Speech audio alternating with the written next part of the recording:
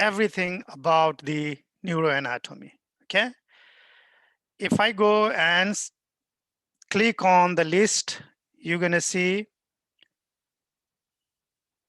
list of the structure here.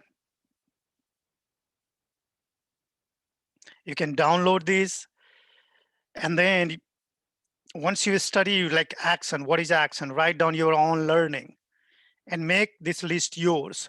So these all list for chapter 13 and chapter 12. Okay. Is this list intended to be like structural flashcards, like identifying Yes. Yeah. histology? Yep. Okay. Yeah. Is it like listing So what? function? Very good. When you create your flashcard, use these terminology. Keep like flashcard. When you make flashcard, there is tons of terminology, but keep these terminologies, and then you use flashcard and practice them. Okay. Okay. Okay. So with this, we're gonna go, and now I will share my PowerPoint for today.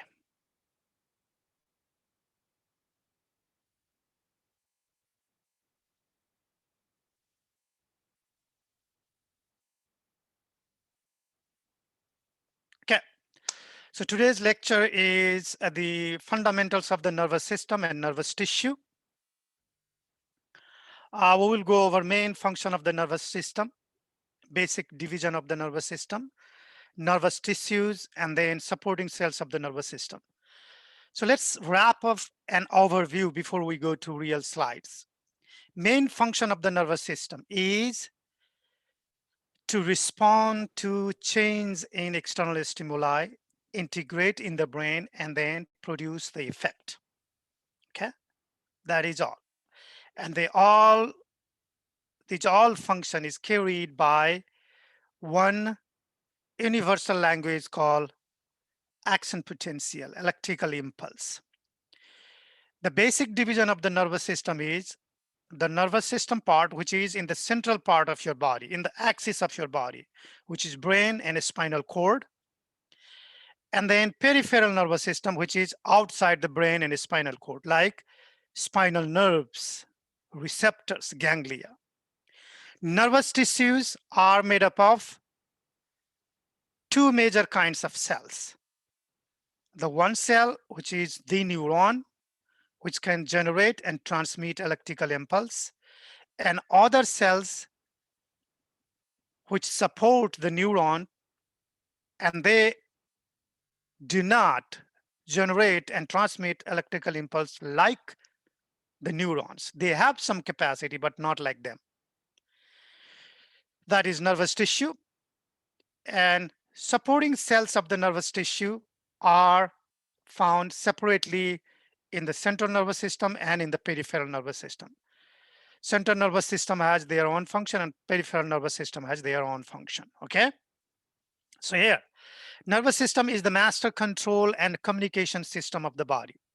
Basically, this is the master communication system which controls all other system of the body. For example, your muscle contract because motor neuron ask your muscle to contract. Your heart beat and its beat is controlled by your nervous system. So when you run, you increase because your nervous system asks it. So those are the examples how they control and communicate. There are three overlapping function of this control system. We have a receptor in our body. For example, if you take our finger, you have pain receptor, you have touch receptor, you have temperature receptor, all kind of receptors.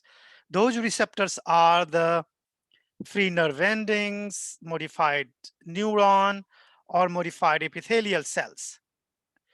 Those sensory receptor, monitor change inside and outside the body.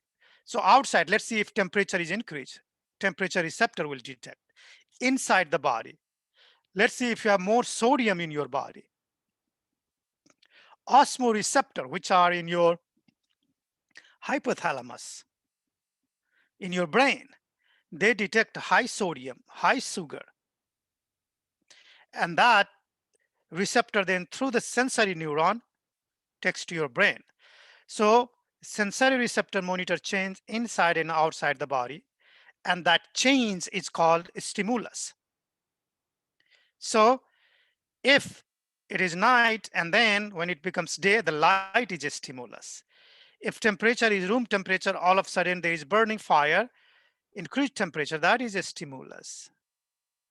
Those stimulus gathered by your receptor and those sensory input then carried by sensory neurons to your nervous system, and the nervous system process and interpret sensory input.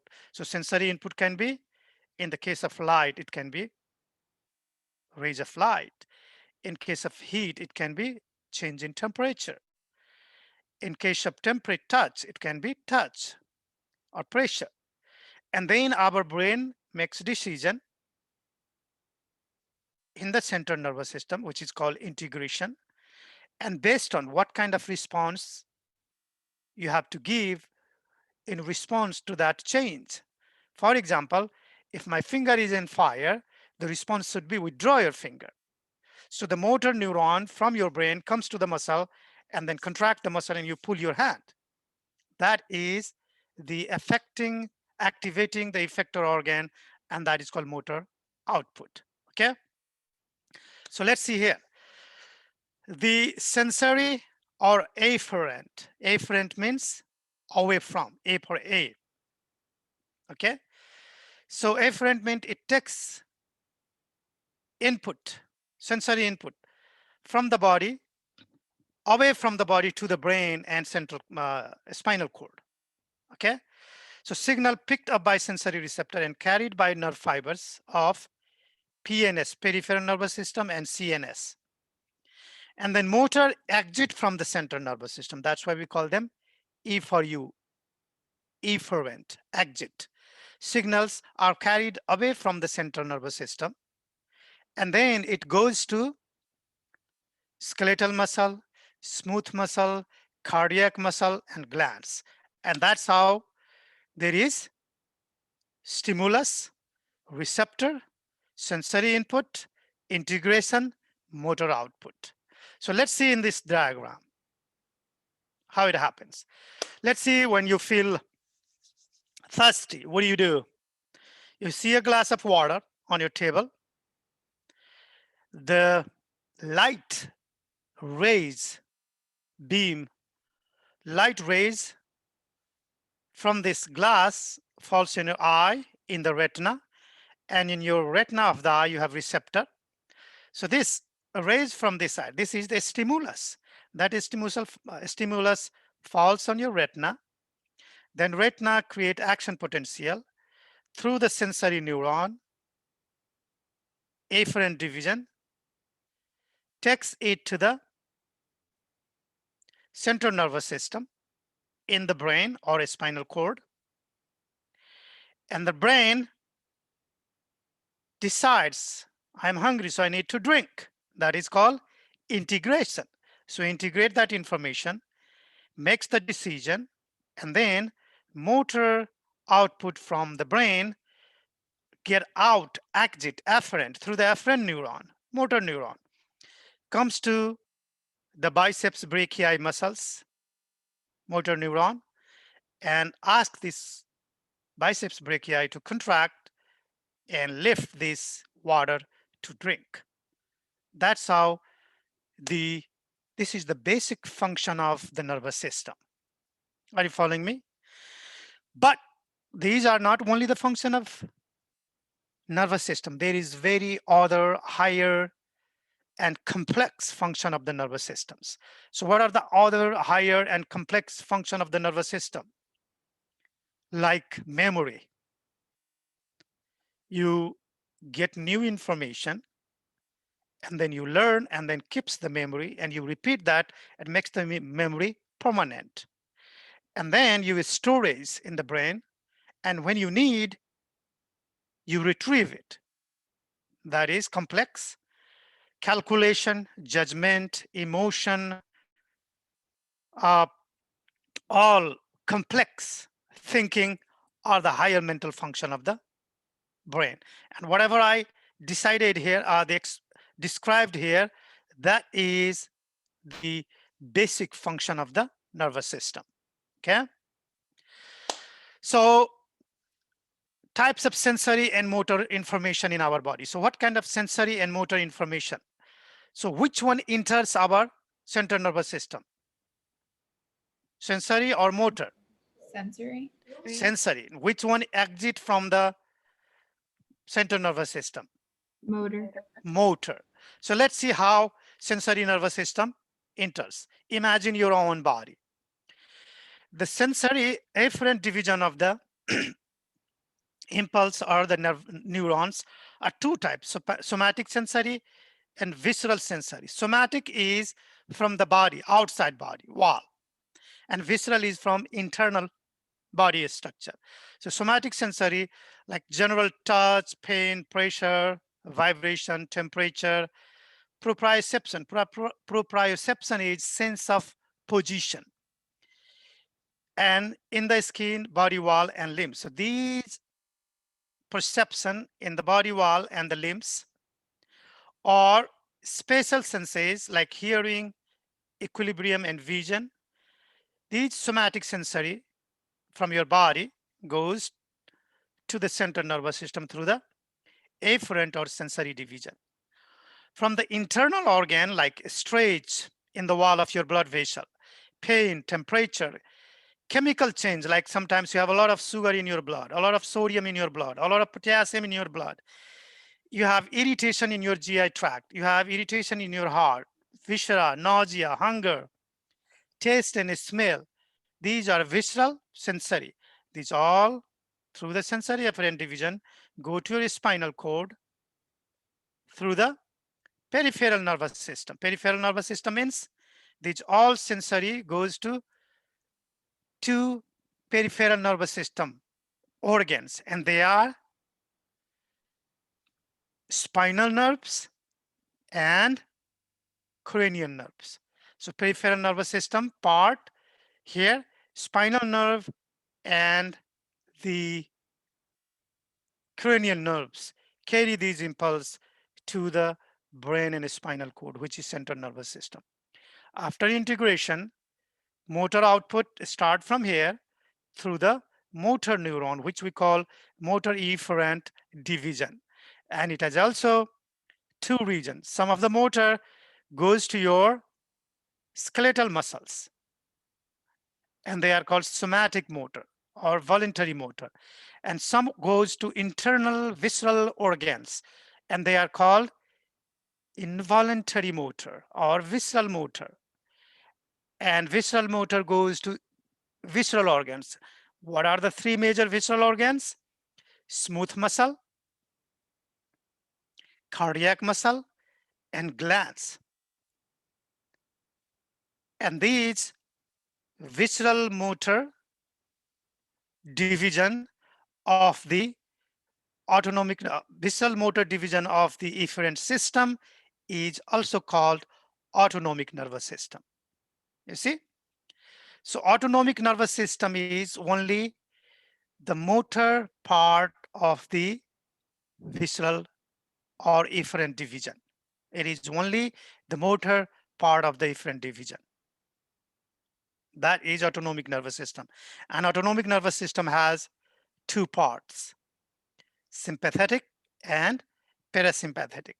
Sympathetic acts during the stress, sympathetic S for stress or excitement or emergency, and parasympathetic work during the rest and digest. Okay. So this is the types of sensory and motor information in the body, how sensory goes and how motor comes, and what is autonomic nervous system. Okay.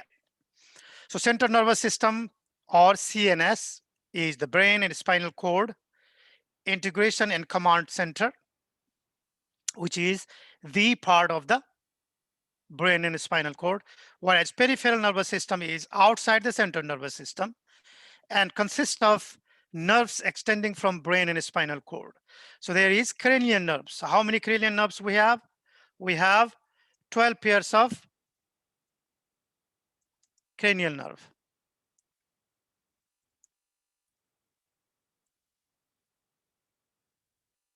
Twelve pairs of cranial nerves, which we call them cranial nerves because they exit from your head region. All examples are like olfactory, optic, oculomotor, trochlear, trigeminal, those all. Spinal nerves are 31 pairs.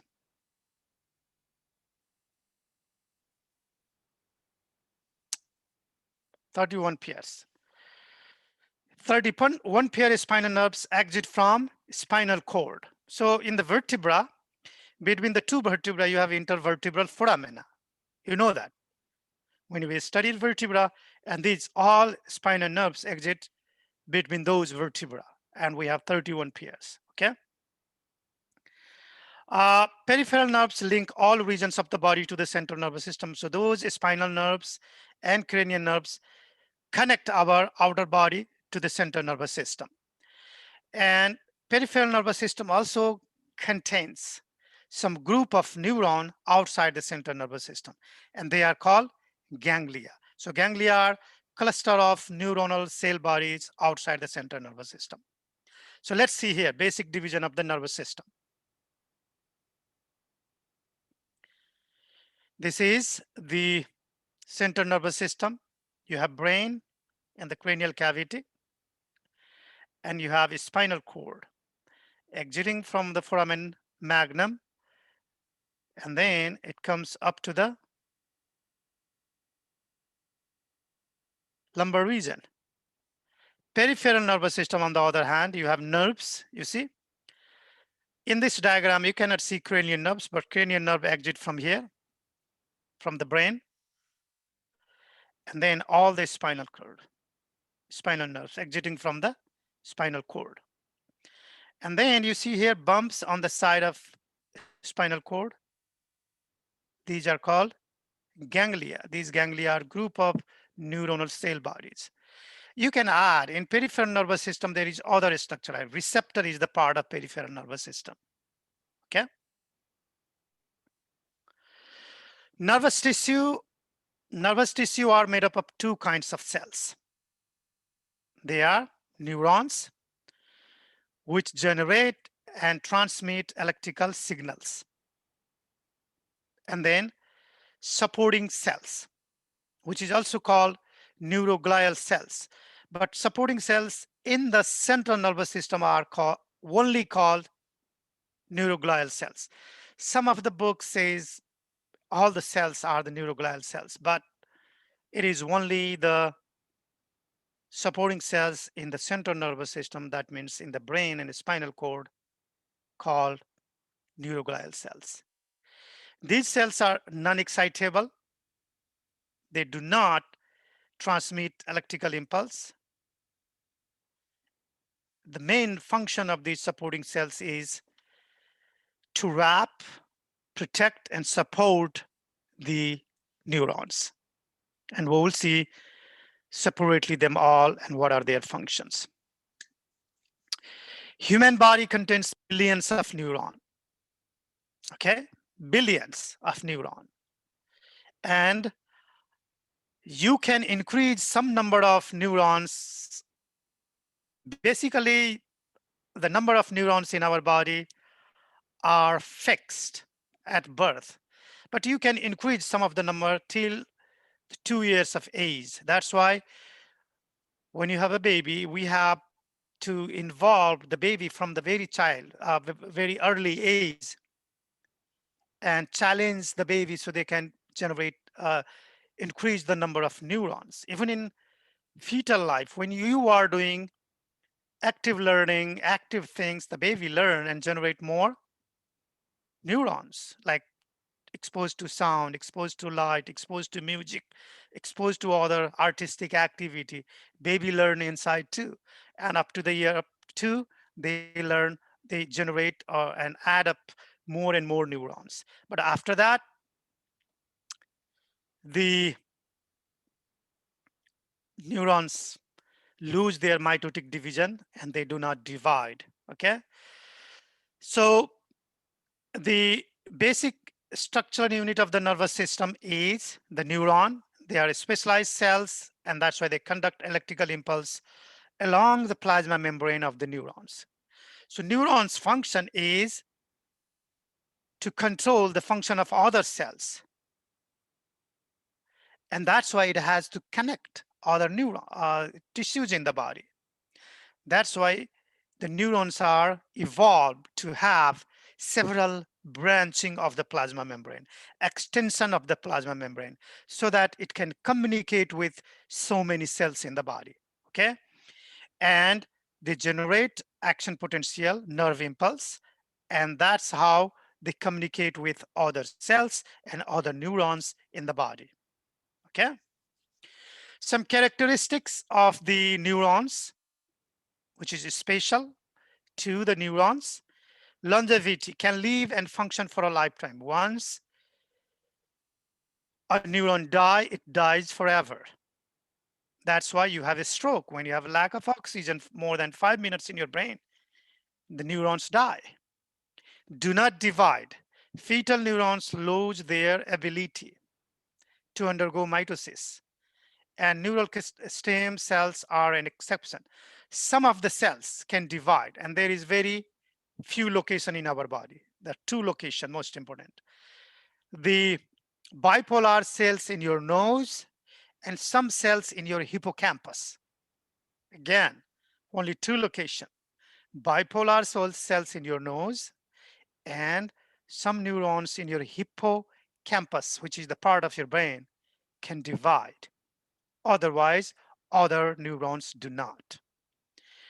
Neurons have high metabolic rate. That's why they require a bunch of oxygen and glucose. And main source of energy for the brain or the neuron is oxygen, the glucose.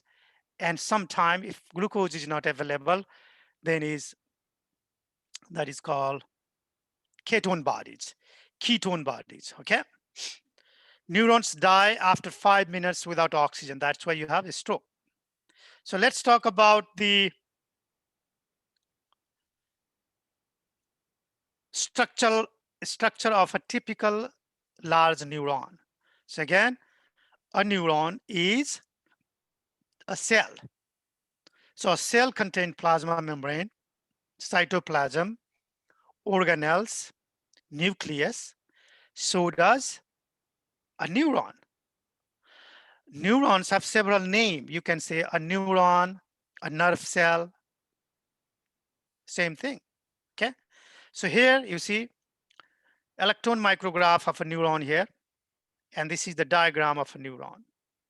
So neuron is a cell, so there is the nucleus in the center.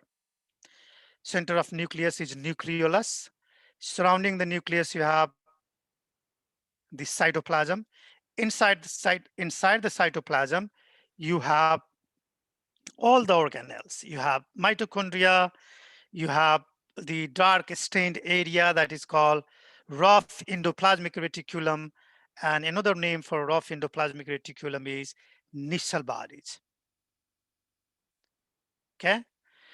Then plasma membrane, you see, this is the cell, then plasma membrane is extending. The one big extension here, the longest extension, single extension, is called axon. And then several small extension is called dendrites. And this whole cell part is called cell body. So dendrites are receptive region. That means these dendrites takes the impulse. So let's see if I touch my finger here, the dendrites of my neuron is getting the change in a stimulus. And then those stimulus from several dendrites gather and through the plasma membrane. Once plasma membrane depolarize, they gather here and comes to the axon hillock. And here is a lot of sodium channel. So sodium channel open and depolarize the initial segment of the axons. And then AP, action potential or electrical impulse, then pass in this direction impulse, and then it reaches the end of the axon, which is called axon terminal. These terminals are secretory component because they release neurotransmitter. Neurotransmitter.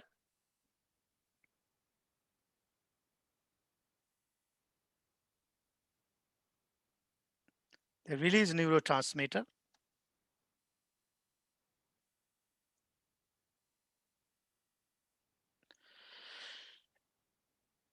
Some neurotransmitter like acetylcholine, norepinephrine, epinephrine, glycine, GABA, there is hundreds.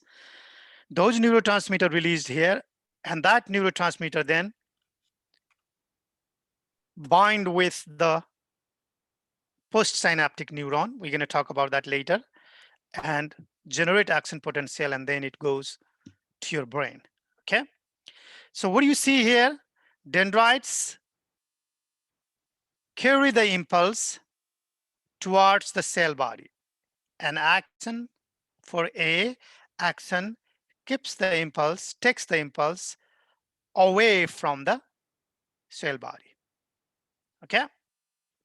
Cell body is the biosynthetic center and receptive region. The neurotransmitter, which is released at the axon terminal, is synthesized here in the cell body, and then through the exoplasmic flow, it is brought here at the end and is stored in the neurotransmitter vesicles. The axons of some of the neurons are naked without any covering, and that is called unmyelinated neuron. So if there is no the sheath of swan, then we call them unmyelinated. Unmyelinated axon. And if they are covered by sheath of swan cells, so swan cells, a kind of supporting cells, make a wrapping of fatty tissue around the axon, and that is called myelinated axon. Okay, myelinated axons. Even in myelinated axons, some smaller area are bare. There is no covering, and that is called node of Ranvier. Okay. The function of myelination is to increase the speed of action potential. So myelinated axons can transmit electrical impulse faster, whereas unmyelinated will carry the impulse, but it will be slower. Okay, so this is the structure of a typical neuron, but that doesn't mean all the neurons are this type. This is a typical motor neuron. Some neurons will have only two extension, one axon, one dendrite. Some will have different. Based on that structure, we can classify the axons structurally. Okay, so this, we talked about these things.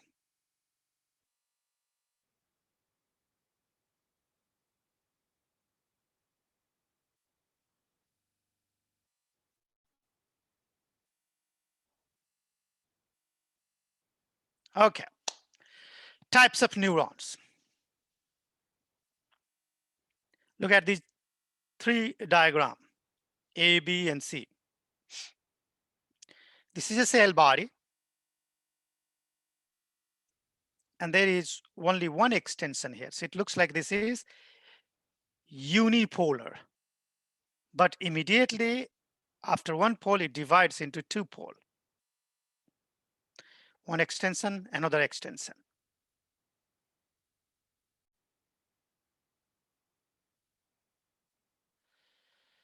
It is hard to find out which one is dendrites and which one is axons without knowing the direction of impulse. So based on which way impulse is going, we will decide the whether it is axons or the dendrites. So you see the direction of impulse. So this is dendritic branch and this is axonic branch. This is called pseudo unipolar because it is looks one, but falsely they have two. So that's why we call them pseudo unipolar neuron. This kind of neurons are sensory neuron.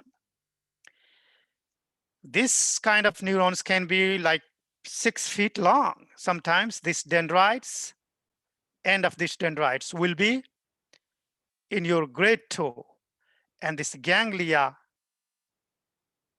the pseudounipolar cell body in the ganglia will be on the side of your spinal cord.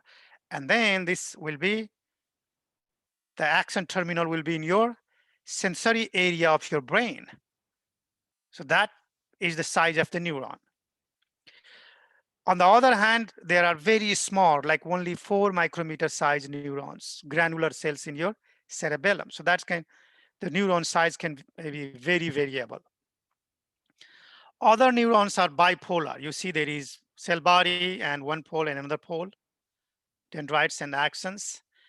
And this is the multipolar neuron. This kind of neurons are found, bipolar neurons are found in your nose and in the retina.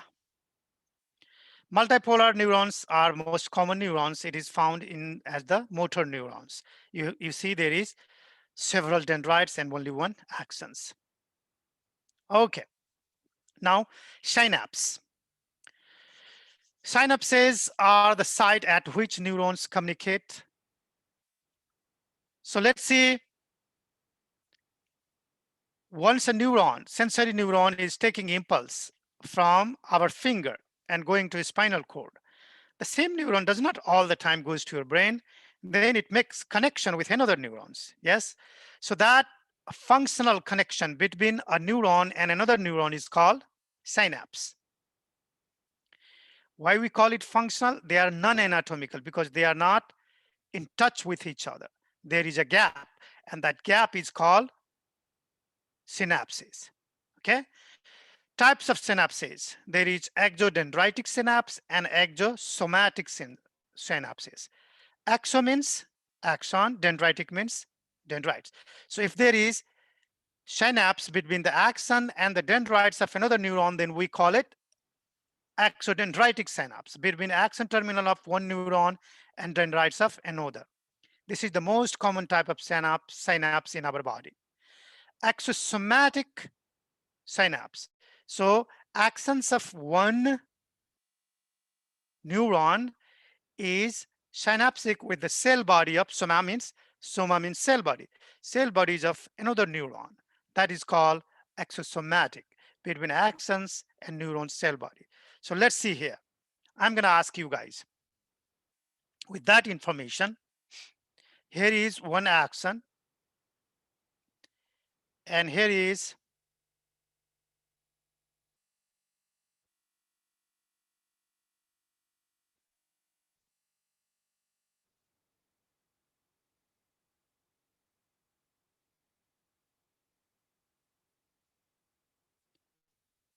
another neuron. Okay. So you see, this is the presynaptic neuron here, cell body somewhere, and there is axons. Their axon terminal is binding with the dendrites.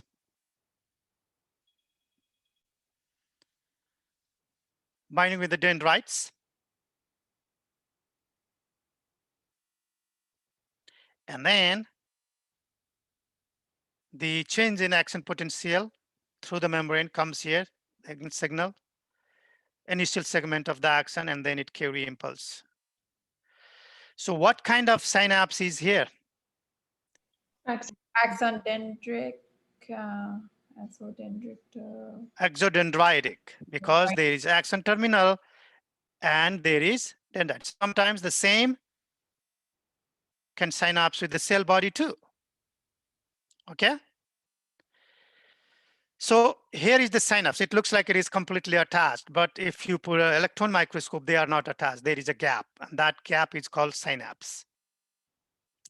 So you will hear several times the terminology presynaptic neuron and postsynaptic neuron. So neurons, which is before the synapse, is called presynaptic neuron. And the neuron, which is after the synapse, is called postsynaptic neuron. So this big motor neuron is postsynaptic neuron. And this is axons of presynaptic neuron. So let's put a focus here on the synapse and magnify. Then what do you see? You see this is structure. See here, we have a presynaptic axon, and you have impulse coming through here. Once impulse reaches the nerve terminal, that impulse help in release of neurotransmitter in the synapse. This is called gap. Gap is called synaptic cleft. Where you think this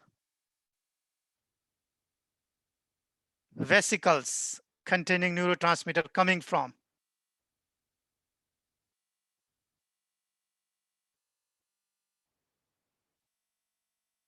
Can you repeat the question, please? Where this neurotransmitter in the synaptic vesicle coming from? The presynaptic axon.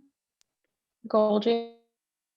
Yeah, it comes from this axon, but in this axon, it comes from the cell body. So all the way from the cell body, it is coming there. Okay. Once it release, you see this neurotransmitter that binds with the postsynaptic dendrite, and then depolarize this cell, means produce the axon potential in this postsynaptic dendrites, and then it carry away. There's be like 3-4 neurons sometimes on the way.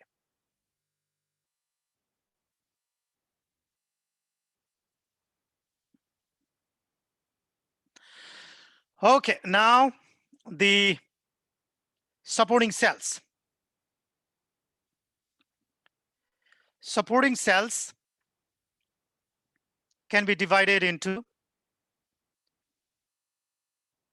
several groups.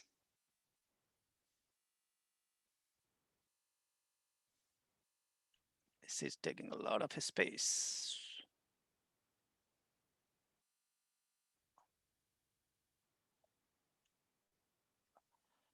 Okay, so supporting cells can be divided into the peripheral nervous system and central nervous system.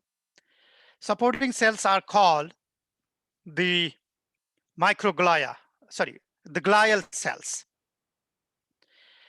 And these glial cells are called glial only in the central nervous system, not in the peripheral nervous system.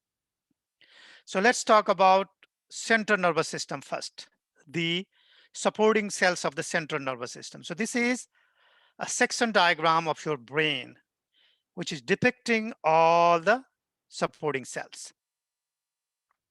Okay, so this is the brain tissue area, and in the brain we have cavity, which is called ventricles, and in the ventricles we have fluid field that is called cerebrospinal fluid.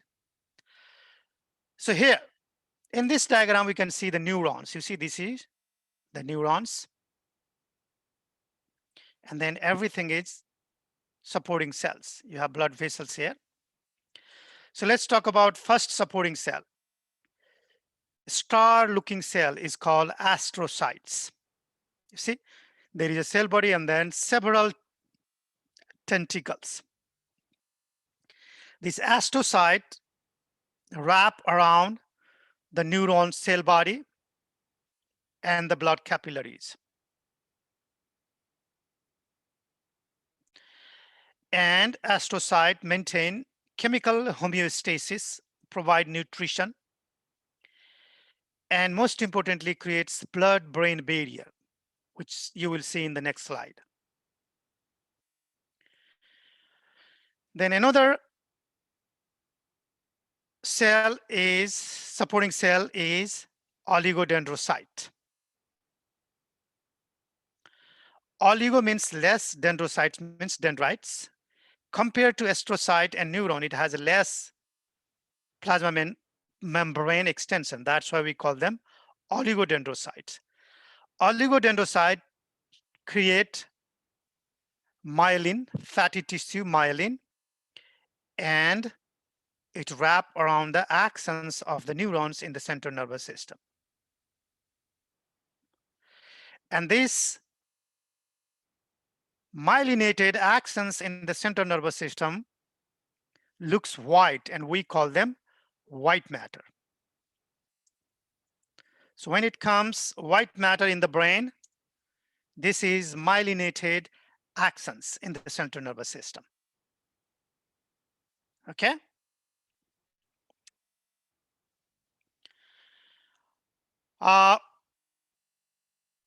If there is no myelination, these neuron cells lies in the outer part of your brain and inner part of your spinal cord, and they look gray.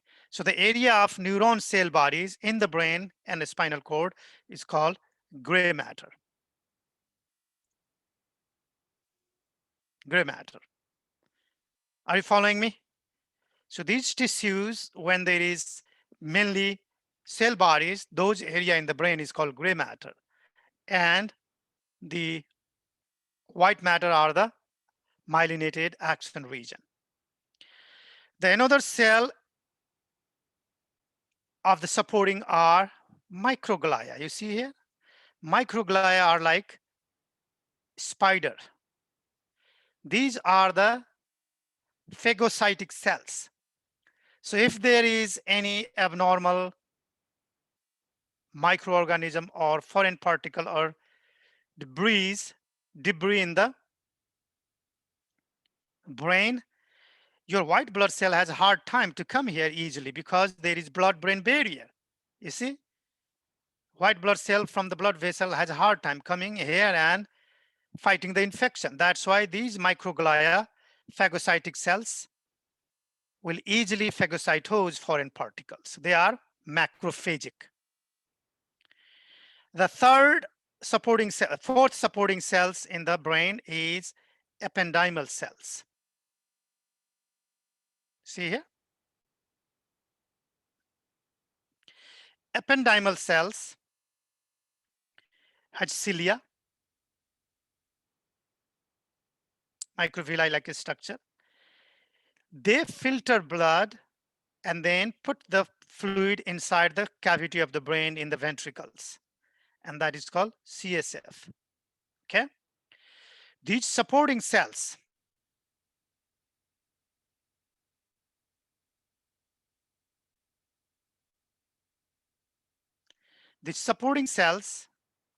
are almost 7 to 9 times more common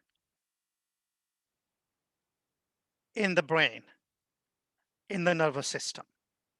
And when you see under microscope, they stained darker than the neurons. They take more color. And you can see, and they are smaller than the neurons usually. Okay? Have you heard about a disease called multiple sclerosis? Yes. Multiple sclerosis. Multiple sclerosis is autoimmune destruction of oligodendrocytes. So after the destruction of oligodendrocyte, there is no wrapping or covering of the axons of central nervous system neuron.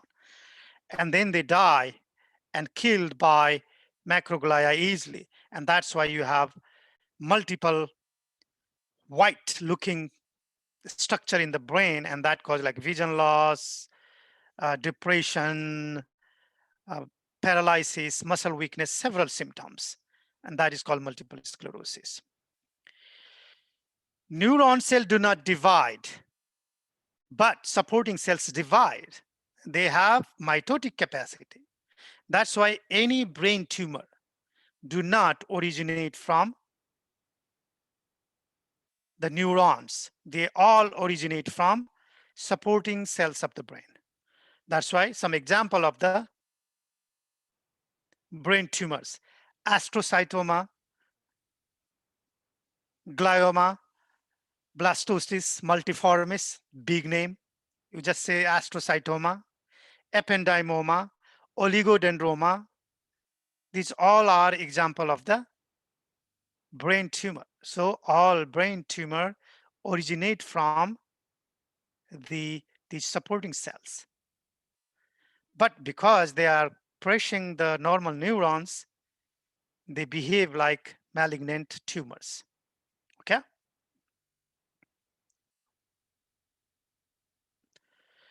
There are two supporting cells in the peripheral nervous system, and they are Schwann cells and satellite cells.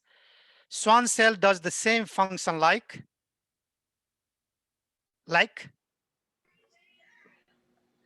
the oligodendrocyte. very good, like the oligodendrocytes. Oligodendrocyte wrap around the axons in the central nervous system, whereas Schwann cells surrounds action of peripheral nerve fibers, forming the neurolemal sheath, and they are also called neurolemocytes.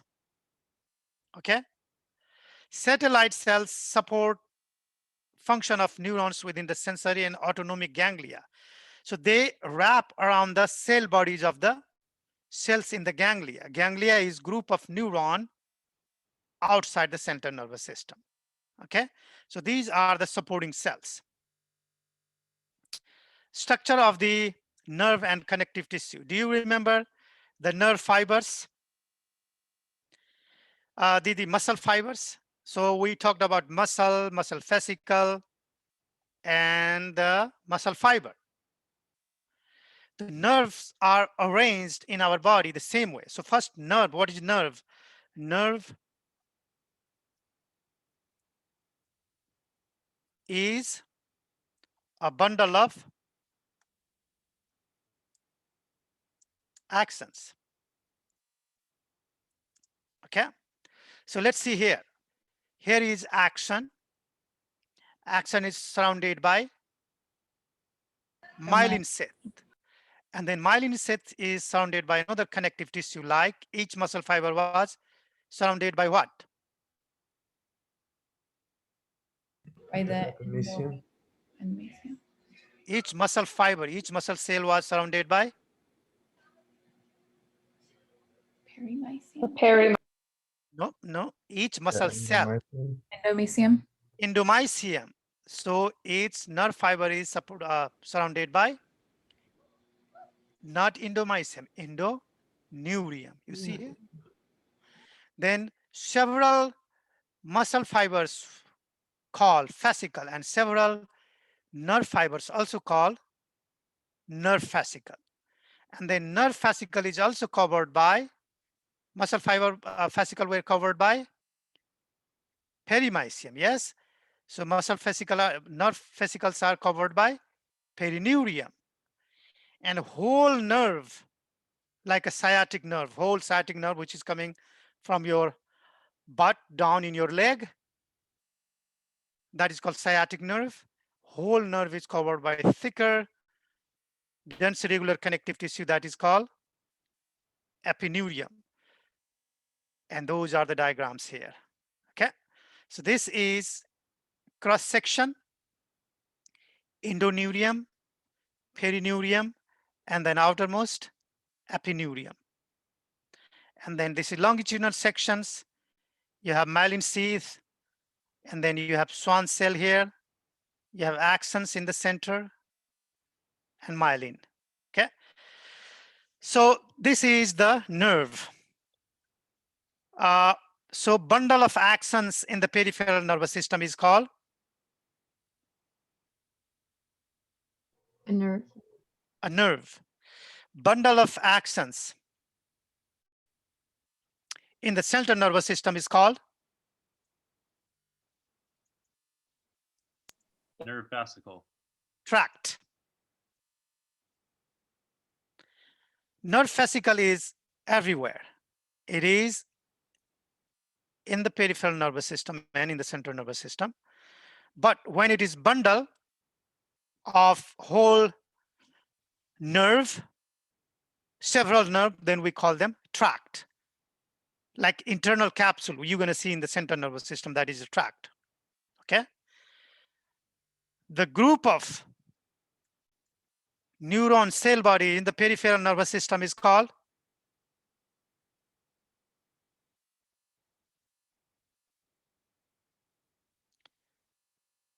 come on.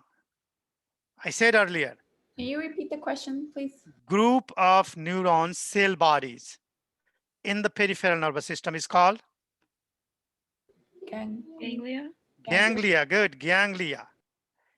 And the group of similar new nerve cell bodies in the brain and spinal cord is called Nucleus. nucleus or nuclei. Nuclei is plural and nucleus is singular. Good. That is all for today, guys. Thank you very much. Thank Do you have any questions?